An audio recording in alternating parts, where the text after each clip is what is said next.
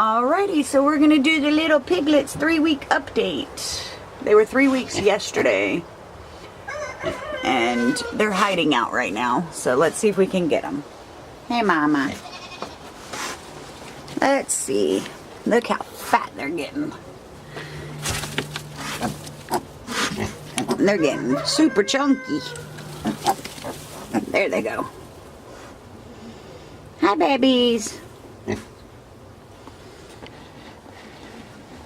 There we go. There's some better pictures or angle of them. Hi, babies. The 2 spotted ones are the boys, and the little black and white one is the girl.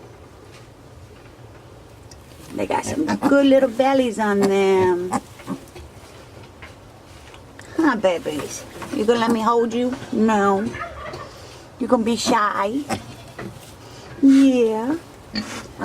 I'm so happy that Mama took back to them, so we didn't have to bottle feed them like we did Olivia.